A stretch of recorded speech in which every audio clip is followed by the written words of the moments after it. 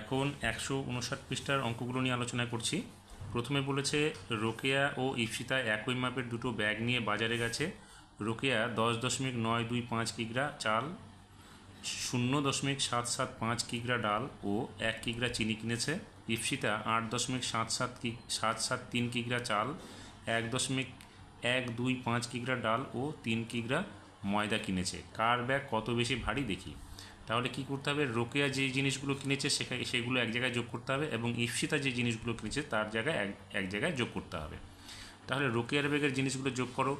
দেখো এখানে 5 আর 5 যোগ করলে কত হবে, 10, 10-এর 0 হবে, এখানে হাতে 1 থাকলো। এখানে 7 আর 2 যোগ করলে হচ্ছে 9, আর হাতের 1 যোগ করলে এখানে হবে 10, 10-এর 0 হাতে থাকলো 1।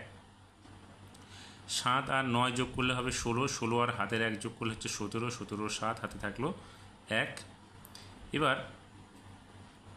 এখানে দেখো হাতের 1 আর 1 যোগ করলে কত হচ্ছে 2, 2 আর 0 যোগ করলে 2, 2 আর 0 যোগ করলে 2 হবে। তাহলে এখানে হলো 2, হাতে কিছু থাকলো না, একটা এখানে বসে গেল। অর্থাৎ রোকেয়ার ব্যাগের ওজন হলো 12.700 কিগ্রা। তাহলে এবার ইপসিতার ওজনটা এখানে যোগ করে দেওয়া আছে 12.901 কিগ্রা। দেখো ওজনটা কত, কার ব্যাগ বেশি হচ্ছে, 12.7 আর এখানে 12.9। তাহলে ইপসিতার ব্যাগটা বেশি ভারী। তাহলে এখানে আমরা আমাদের যে ফাঁকা ঘরটা আছে এখানে লিখবো আমরা ইপসিতার ব্যাগ বেশি ভারী। তাহলে এখানে আমরা লিখবো ইপসিতার ব্যাগ বেশি ভারী। এখন কতটা বেশি ভারী, ইপসিতার ওজন থেকে আমাদের রোকেয়ার ওজনটাকে বাদ দিতে হবে। তাহলে ইপসিতার ওজন ছিল 12.901 কিগ্রা এবং রোকেয়ার ব্যাগের ওজন ছিল হচ্ছে 12.700 কিগ্রা। তাহলে আমরা বিয়োগ করে দেখি কত হচ্ছে। এখানে করাই আছে অলরেডি, 0.201 কিগ্রা। অর্থাৎ এখানে হচ্ছে ইপসিতার ব্যাগটা, তাহলে এখানে লিখবো আমরা ইপসিতার ব্যাগ 0.201 কিগ্রা বেশি ভারী। 2 নম্বর প্রশ্নটাতে বলেছে 6.285 কিলোমিটার লম্বা একটা রাস্তা 3 দিনে মেরামতের কাজ চলছে। অর্থাৎ আমাদের 3 দিনে এত কিলোমিটার রাস্তাটা সারাই করতে হবে। প্রথম দিন 1.317 কিলোমিটার ও দ্বিতীয় দিনে 2.123 মি রাস্তা মেরামতের কাজ হয়েছে। তৃতীয় দিনে মোট কত রাস্তা মেরামত করতে হবে। দেখো প্রথম আর দ্বিতীয় দিনের যে কাজটা হয়েছে সেটা এক জায়গায় যোগ করে আমাদের যত কাজ করতে হবে সেখান থেকে মোট অংশটা বাদ দিয়ে দিতে হবে। তাহলে আমরা কি করব এখানে, তাহলে প্রথম এবং দ্বিতীয় দিনে যে কাজটা হয়েছে সেটাকে আমরা যোগ করে নিচ্ছি। তাহলে এখানে 7 আর 3 যোগ করলে কত হচ্ছে 10, 10-এর 0 হাতে থাকলো 1, 2 আর 1 3, 3 আর 1 এখানে যোগ করলে হবে 4, হাতে কিছু থাকলো না, 3 আর 1 4 হলো, এখানে দশমিক হলো 2 আর 1 3। অর্থাৎ প্রথম ও দ্বিতীয় দিনে মোট কাজ হয়েছে 3.440 কিমি। তাহলে আমাদের 3 দিনে মোট কাজ করতে হতো কত, 6.280 কিমি। 2 দিনে কাজ হয়েছে আমাদের 3.440 কিমি। তাহলে এটা আমাদের বিয়োগ করে দিতে হবে।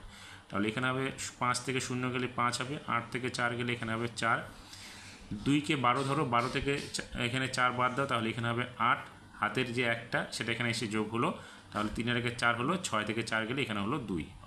তাহলে আমাদের তৃতীয় দিনে কতটুকু কাজ করতে হবে, তৃতীয় দিনে কাজ করতে হবে 2.845 কিমি। তাহলে আমরা লিখব তৃতীয় দিনে 2.845 কিমি রাস্তা মেরামত করতে হবে।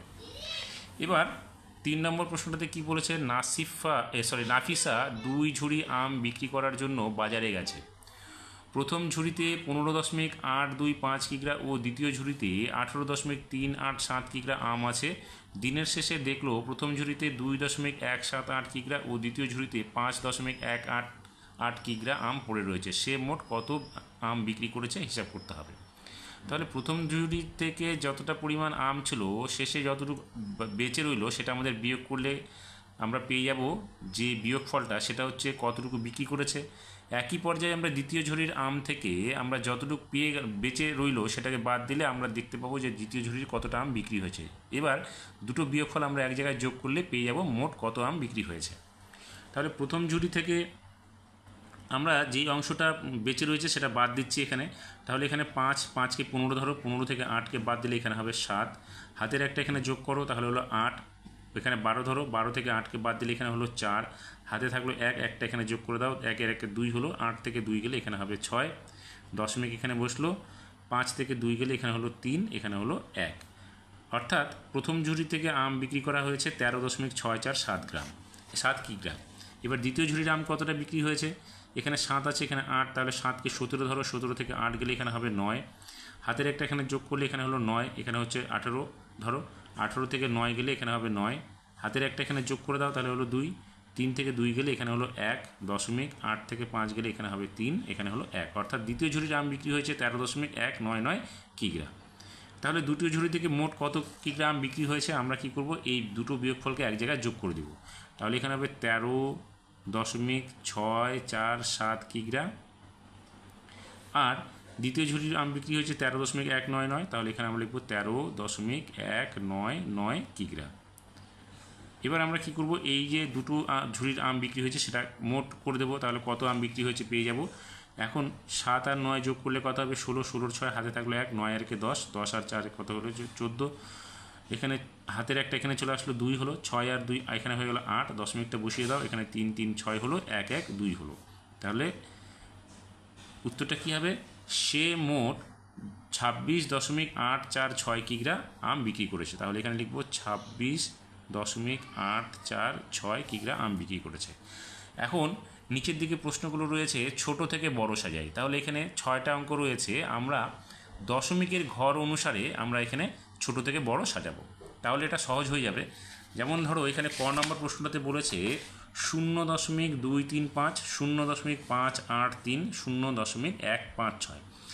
আমরা এখানে দেখতে পাচ্ছি, দেখো প্রত্যেকটাতেই 3 ঘর পর দশমিক আছে, দেখো মানে দশমিকের পরে 3 ঘর, দশমিকের পরে 3 ঘর, এখানেও দশমিকের পরে 3 ঘর। এবার যদি আমরা দশমিকটাকে সরিয়ে দিই, মানে যেহেতু সমান আছে সেই জন্য যদি সরিয়ে দিই, তাহলে বাঁ দিকের শূন্যটা দাম থাকলো না, এখানে কত হলো 235, এখানে হবে 583, এখানে হবে 156। তাহলে আমাদের কি বলেছে, এখানে বলেছে ছোট থেকে বড় সাজাতে বলেছে। তাহলে ছোট থেকে বড় সাজালে এখানে সবচেয়ে ছোট কত দেখতে পাচ্ছি, 156, তাহলে এই সংখ্যাটাই হবে আমাদের ছোট সংখ্যা। তাহলে এখানে আমরা লিখব 0.156, তারপরে লেস দেন চিহ্নটা দিব। তারপরে দেখো এটার থেকে এইবার বাকি থাকলে এই দুটোর মধ্যে এটা সবচেয়ে ছোটো হবে 235, তাহলে এখানে লিখব 0.235। তারপরে সবশেষে এই সংখ্যাটা হবে সবশেষে 0.583। এইভাবে আমরা দশমিকের ঘর অনুসারে সহজেই আমরা এটা সমাধান করতে পারি। দ্বিতীয় সংখ্যাটার ক্ষেত্রে দেখো এখানে কি আছে, 6.006, 6.606, 6.066। এবার দেখো এখানে 3 ঘর পর দশমিক, এখানেও 3 ঘর পর দশমিক, এখানেও দশমিক 3 ঘর।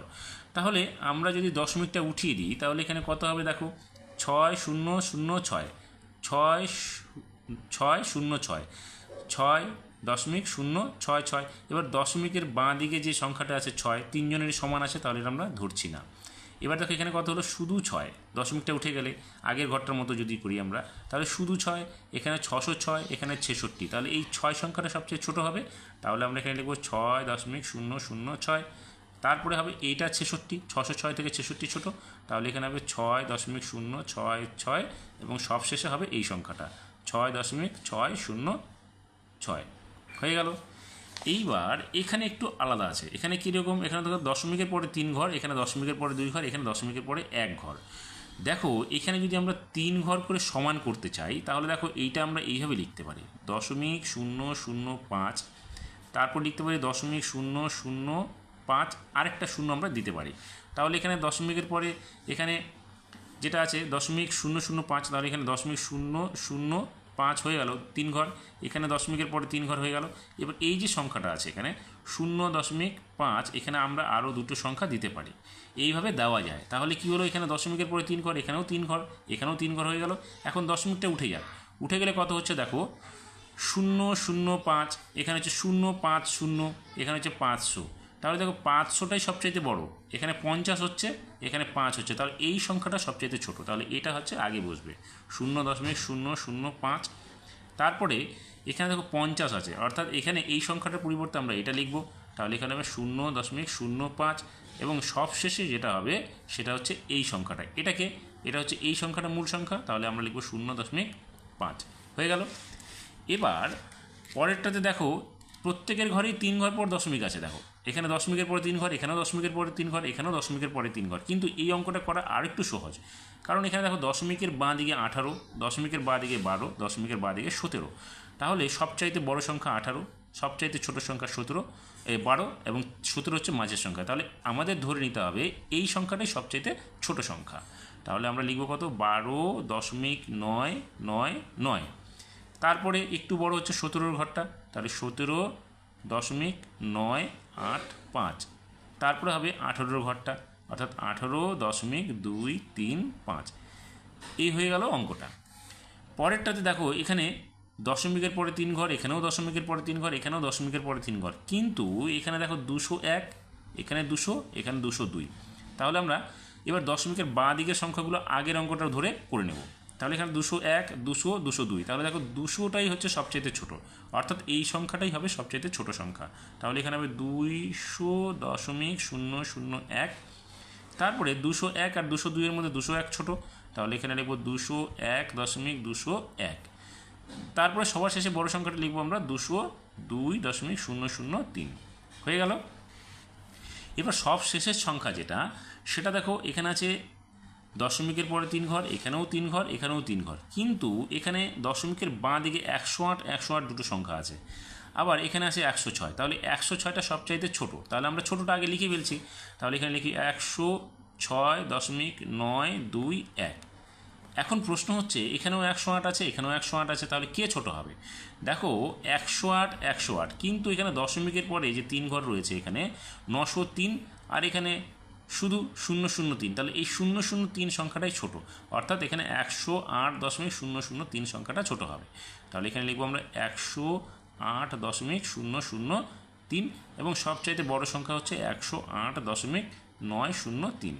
এটা বলার কারণ হচ্ছে যদি দশমিকটা উঠে যেত তাহলে এখানে 003, তাহলে 3-এর বাঁ দিকে দুটো সংখ্যা দাম থাকতো না, শুধু 3 হতো, কিন্তু এখানে কত হতো, 903 হতো। তাহলে 903 তো বড় 3 থেকে, সেই জন্য এই সংখ্যাটাই আমাদের ছোট হবে। কোন সংখ্যাটা থেকে? এই সংখ্যাটা থেকে।